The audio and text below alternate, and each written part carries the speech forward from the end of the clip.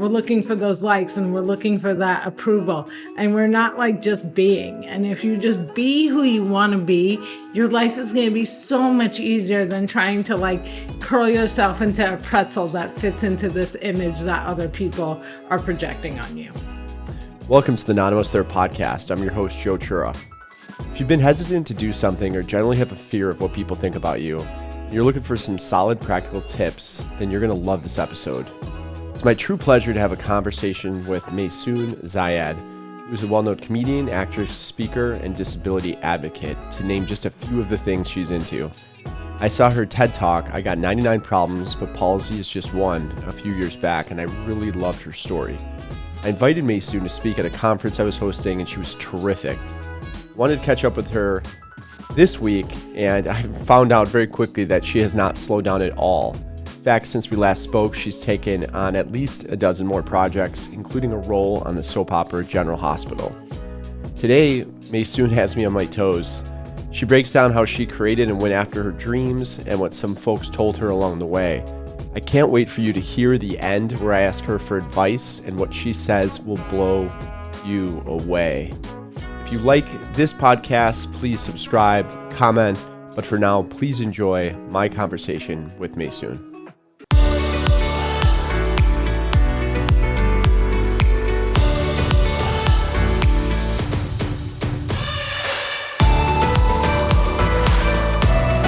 Hey Maysoon, welcome to the Not Almost There podcast. I'm excited to be here. I have no idea what this podcast is about. I usually don't do podcasts, but I had so much fun at Refuel that I couldn't say no to you. So here I am. I really appreciate that and your comments about Refuel. It was great to have met you then. Not Almost There is simply about pushing your limits and understanding that you have so much more potential in life, which you've obviously proven many times throughout your career. And that's what I'm really excited to talk about today. Think I lacked potential? Am I a shining example? Because you were like, that girl's going nowhere. And you're like, oh my God, she actually made it. This is incredible. She's all the way on the Z list. I'm going to make you sweat this whole podcast. I have the attention span of a squirrel being chased by a dog. You got it. So I'll just jump right into questions. As a teen, a choreographer told you, find another dream. How did those words change your life? So just a little quick background. I have cerebral palsy. It's a neurological disorder that in my case makes me shake all the time. I'm mobile. I walk. There's no shame in not walking. I just happen to walk, but I'm pretty limpy. And my parents couldn't afford physical therapy, so they sent me a tap class instead. So I was born and raised in Cliffside Park, New Jersey, which is right over the George Washington Bridge. You can like see Broadway from my house. And so I was a tap dancing kid that was always getting standing ovations. Had no idea I was getting standing ovations because I was the inspirational disabled kid. I thought I was really good. And I think I kind of was. Anyway, I dreamt of dancing on Broadway. That's what I wanted to do. And I went to like a Broadway dance camp that was run by all these Broadway divas. And they asked us what our dreams were. And one of the other girls was like, I want to be a unicorn. And they were like, you go, girl. And then I was like, I want to tap dance on Broadway with Savion Glover and bring in the noise, bring in the funk. And the diva said to me, girl, you're a cripple. Find another dream. So I did, and my new dream was to be on the daytime soap opera General Hospital. And 20 years later, I achieved both of those dreams because I ended up dancing on Broadway in 2010 and then again in 2019, right before the world ended. And I'm on General Hospital. And it's interesting. It should have made me feel defeated, and it just didn't. Like, I took Find Another Dream the wrong way. I was like, maybe they feel like the show is going to close before I get to that age. Let me pick something, that's a little more suited to me. I didn't realize that they were telling me that I couldn't. They were just like, that's not a good idea. And then when I became an adult, I realized what had happened. But like in that moment, I didn't react the way I should have. I wasn't like horrified that it was actually a he, that he called me a cripple in front of all the other dancers. I wasn't defeated. I was just like, what could my other dream be? I don't know why I reacted that way. I have no good reason. I know along the way you've been called inspirational a lot from A lot. and you don't like that. Why don't you like to be called inspirational? Okay, so if I inspire you because your dream in life is to become a stand-up comic, you come to my show and you're like, I'm inspired. I'm going to take a comedy class. I'm going to go to my first open mic because Maysoon inspired me to chase this dream. I'm down like a clown. Be inspired. What I don't enjoy is the fact that often when people talk about disabled people, they're like, you're so inspirational. And what they're really saying is, if I was like you, I would kill myself. And they're like inspired by the fact that I got married. Like, it shouldn't be inspirational that someone who's an adult gets married. Like, that's not a goal. That's not something that like you should cheer for.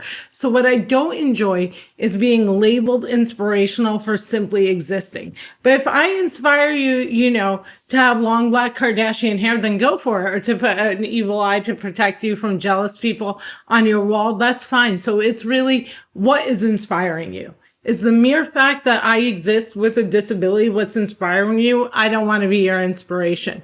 But if it's what I do or how I live my life or like the Dolly Parton I'm trying to be in the world, then be inspired.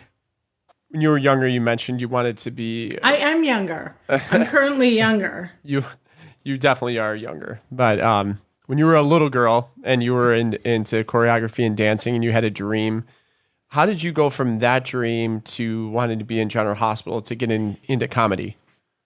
It's so interesting. I just somehow knew I wanted to be a performer. And I understood that both those things, that being a dancer and being on Broadway and playing, I also played piano because my parents couldn't afford occupational therapy. So I played piano. So I was just like a born performer and I knew I wanted to perform. And at the time that I fell in love with General Hospital, I was 5 years old, way too young to be watching a soap opera. Robin was on, Kimberly McCullough, and she was the same age as me. So it was like, I saw a kid on TV and I was like, ooh, I'd like to be a kid on TV. And then I saw Robin with Stone and I was like, oh, I would love to be in love with Stone. And then I saw Robin with Jason. I was like, I really just need to be on General Hospital. That's what needs to be happening. So I think it was the fact that Robin was my age, that she had dark hair. And there was something I saw in myself in her because, again, I had some weird disconnect from my disability. So like at the same time that I was falling in love with General Hospital, an amazing actress with cerebral palsy named Jerry Jewell was on The Facts of Life. It was a sitcom. And I didn't I didn't identify with her at all. Like I didn't realize we had the same disability. I wasn't like, I want to grow up to be Jerry. I was like, I would like to be Brenda on General Hospital. So it was just, I saw myself on that show. So how did you get into comedy then along the way? So I went to Arizona State University. I studied theater. I came back to New Jersey. I start auditioning. I walk into auditions and before I even speak, some people were like, no. Like they wouldn't even let me talk. Like the concept of a disabled person auditioning for a role that was not disabled was completely foreign to these people. And then I got realistic. It's like I turned on the TV. I didn't see people who looked like me. But where I did see them was in the world of stand-up comedy, very specifically Richard Pryor. He was a person of color and he also shook and he had a filthy mouth like a Jersey person. And like, I kind of saw myself there. And then I widened that circle and I got really into seeing like John Leguizamo's one-man show and Whoopi Goldberg's one-woman show. And I found like the way to be a misfit from the island of misfit toys, someone who doesn't look like Jennifer Aniston, who's a great woman, God bless her, but doesn't like look like that picture of perfection. They were all comedians. Like at the time, Roseanne Barr was not a bigoted nightmare. And she was like another person who, even though she wasn't disabled, she was heavyset. She wasn't necessarily pretty. And where I saw the people who looked like me was in comedy. So I marched into Caroline's Comedy Club on Broadway, which is like this circle place of my life. And I took a stand-up comedy class, and the comedy class culminated with a live show at Caroline's. And at that show, I got hired for my first paid gig, and I was a paid comic from that moment on. And I completely skipped the struggle. So like as a comic, you're supposed to struggle and do like these horrible shows for 7 Swedish drunk tourists in the middle of the night. I was a paid comic by my third show. 5 years into it, I had a Live Nation tour that I was co-headlining that was like sold out at 1,000-seat theaters. And now 20 years into my stand-up comedy career, it's finally opening the doors that I had hoped it would open when I became a comic. But along the way, I became a comic. So like now everything else is just gravy. Like I'm not like, I want to win an Oscar. I'm like, I want a Netflix comedy special. Like I love being a comedian. It's my number one job. That is great. So what projects are you working on now? I'm a cartoonish. I'm about to rattle off my projects, and it's cartoonish. And I just want you to know that it's because disabled women have to work 6 times harder than white men. So cisgendered, able-bodied, straight white men to be specific. So 1, I'm a stand-up comic, so I've been doing virtual shows from my basement. My last live show was March 4th until February 13th, which was the first time I got back on live stage at Stress Factory in New Jersey. So I'm a touring stand-up comic. I am currently writing a 10 to 12-year-olds comic book series for Scholastic called Book of Bayan, where the central character is a disabled child of color who, even in the fantasy world, she's not healed. Because I thought it was important to show a disabled kid that stays disabled. That's not like magically healed in the fantasy world. I am hosting a docuseries called Welcome to the Disco. And I can't tell you what network it's going to be on, but it's going to be big. And it's a docuseries where I travel across America. It's like Anthony Bourdain, No Reservations, but instead of eating food, I eat disabled people. And I'm starring in and wrote a chick flick called US 99 that's set the week between Christmas and New Year's Eve in 1999 that just got signed for a deal that hopefully we're shooting in the summer. And in the fall, I'm going to be teaching a class at a very famous Ivy League college that I also can't say the name of because they're going to make a big deal and announce it in March. And I'm the mother of a cat named Beyonce. What are you doing? Not nearly as much as you. Wow. So it sounds like... and I wrote a half-hour episode of a 7-part series for British television about the 7 deadly sins, but I'm not in that. I'm even more honored to have a few minutes of your time today. You're a very active woman. So it sounds like you're living the American dream. I heard you say once... No, I'm living the American dream for about 1 month. It's been an American nightmare for the past 4 years because I'm a Muslim. It was very, very hard living in this country the past 4 years as a Muslim woman. It's been really difficult. I know, I'm sorry to bring you down, but it's been really difficult the past year as a disabled person because people with disabilities were really sacrificial lambs in COVID. We heard a lot of people being like, don't worry, it's okay that people die. They're just people with pre-existing conditions. And that's like us. So I wasn't living the American dream until about February 1st, and then it started looking good. Well, I'm glad it started, but I bring that up because I heard you say, I think it was a podcast or on something, that nobody believes the American dream unless you're living a nightmare. Do you remember saying that? Yeah. And I thought that was very profound because I do believe context is important in life. Can you expand on that and what that meant to you when you said it? Yeah, and I guess I just relived it again, right? Because coming out from the other side of this COVID nightmare reminds me like how privileged and lucky I am to be living the American dream. When I talk about that, it's because So my parents are Palestinian, and I spent every summer hanging out in the West Bank, which is like the occupied territory. And like when you're in a refugee camp and you see that like education is not an option, self-care is not an option, like heat and water are not an option. When you look at the life I could have lived if I was born in Sudan or if I was born in, Ecuador or Guatemala right now, I wouldn't have any of the privileges and access that I have in the United States. So even though I'm like, it's a nightmare, they didn't want to put disabled people on ventilators, I also live in a country where I can vote and where I can petition politicians to change those things and where I can get meetings with, like my congressman. And I was blessed and lucky to work on disability policy federally. And so even when this country disappoints me, I know that like there but for the grace of God go I, that when I watch, there was this amazing clip on John Oliver about an Arab girl that loved Days of Our Lives. And she was a refugee that had to like cross the Mediterranean with a wheelchair. And she made it to the other side. I'm telling you, dude, I would be dead. So I think that's the American dream, is the fact that yes, we're dealing with racism and bigotry that we didn't necessarily see at this level in my lifetime. But I always think it's Star Wars, right? There's a light side and a dark side, and the light always wins. Oh, yay, my cat is coming down. I hope she makes an appearance.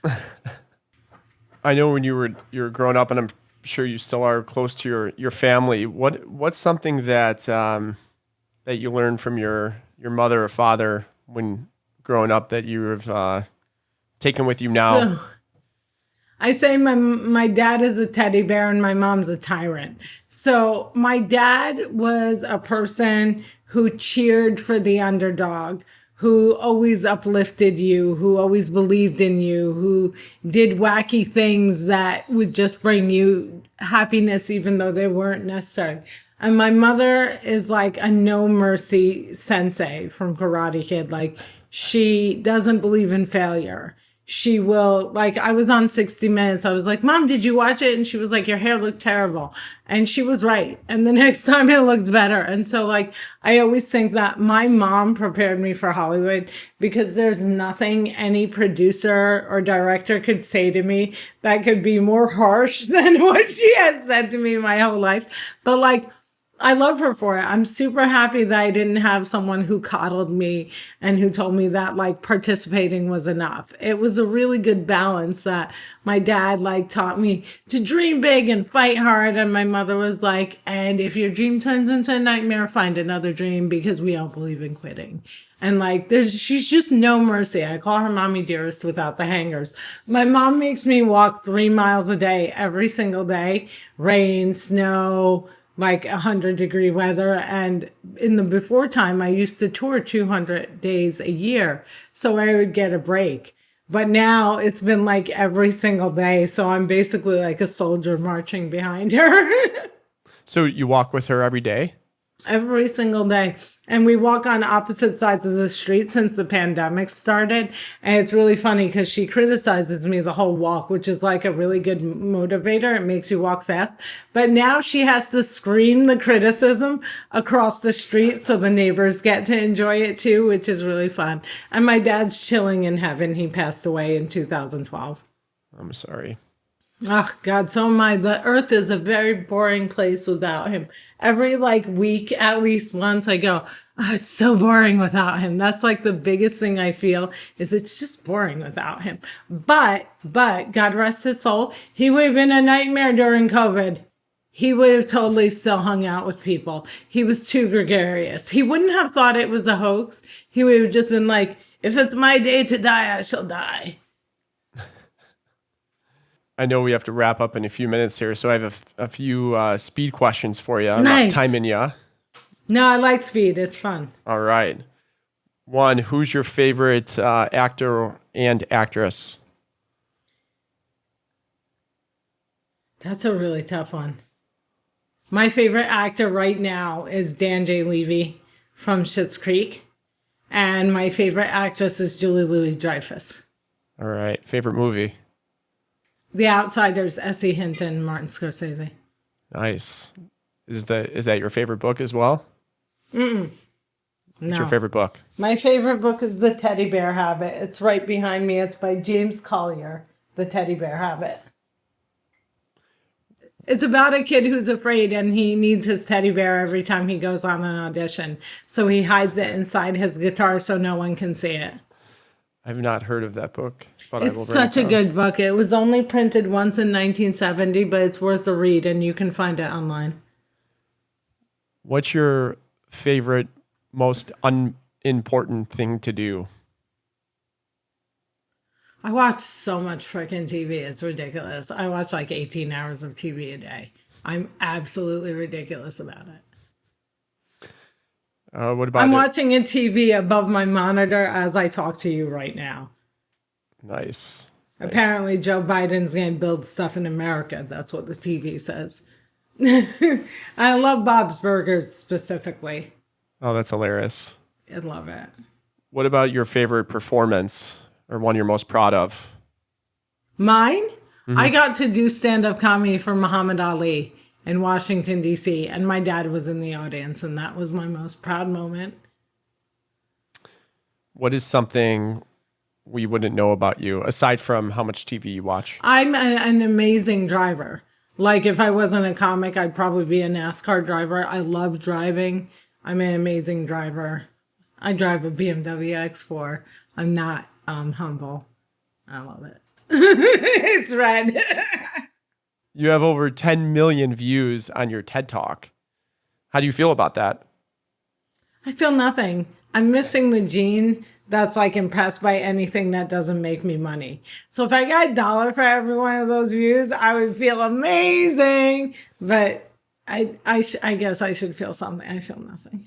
Well, I'm sure that's let the world know who you were a little bit. I think that's how I found you a few years back, and we yeah. So the world knew me from like several different places though. So like there are people who know me from the TED Talk and they're like, that was the moment. And I'm like, no, actually the moment was when I went on a Live Nation tour. Like that was kind of the moment where I was like on stage in, Nashville, Tennessee in front of 35,000 people. And I was like, but also I was on Countdown with Keith Olbermann from 2010 to 2012. I was a full-time contributor on that show. And so many people who recognized me from that. But the thing I'm recognized for the most, hands down, is General Hospital. And I've only been on 6 episodes because the pandemic hit when I was supposed to go back and film again. And it's where I'm recognized from the most. It's what I get the most fan mail from. It's what I have the most follows from. So I think that the TED Talk put me on the global stage in a way that other things didn't. It was translated into 47 different languages. It opened the door to me doing shows in India and Luxembourg and Australia and Kuwait. And I don't think I would have had any of that without it. But, TED doesn't pay, and I'm super bitter about the whole thing. I could see that. I mean, you're driving a lot of attention to TED. Yeah, you're driving a lot of attention to TED. So I totally see how you would feel like that. And they don't pay your speakers. And it's really like arduous. It's very hard. It's hard to get picked. It's hard to navigate being there. It's so much work, and they don't pay the speakers and you don't get any residuals. And it's all an exposure thing. And I just think again, I'm privileged and lucky, and I was able to go to San Francisco for 4 days to do a TED Talk. But the majority of disabled people I know can't afford stuff like that. So I think it's an amazing platform, and I hope that their model evolves. So that includes compensation for speakers. What is something you could leave the audience with? You've obviously overcame a lot in your life, persisting through getting these auditions and acting and doing all of these things. What's some advice that you would give someone struggling to make it in comedy or acting or any of the other amazing things you're doing? My advice for everybody, regardless of your dream or your ability, is don't let strangers define you. Only you get to define you.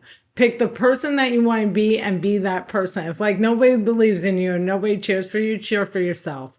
I think that in a society that's so inundated with social media, we're looking for those likes and we're looking for that approval. And we're not like just being. And if you just be who you want to be, your life is going to be so much easier than trying to like curl yourself into a pretzel that fits into this image that other people are projecting on you. Right on. With that, that's my alarm ringing. Yeah, it's telling me I have to go. Thank you so much for this, Maysoon. Thank you. It's great to see you. Good luck with everything. Take a deep breath and enjoy the process. You're going through a lot right now. You're an amazing woman. Yeah, there's so much going on. Please make sure that you send me the link so that I can share it with all of my people. And then send your people to Maysoon.com because Beyonce the cat didn't make an appearance and they need to see her. Yep. And everyone check out your new book, Find Another Dream, amongst everything else you're doing. Yeah, Find Another Dream. All right, Maysoon. Thank you so much for being here. Take care. Thank you. Thank you for listening to this week's episode of the Anonymous There podcast. I'd like to give a huge shout out to Maysoon. You are an unbelievable human being. I loved your story regarding how you had a dream and just went after it. It took you 20 years to get on General Hospital, but you did it.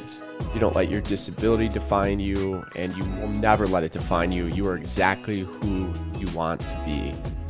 Thank you for being you. And thank you for listening again. Please subscribe, like, or comment on this episode. If you enjoyed it, I appreciate you. I hope you have a great week ahead. And remember, you, me, we are not almost there.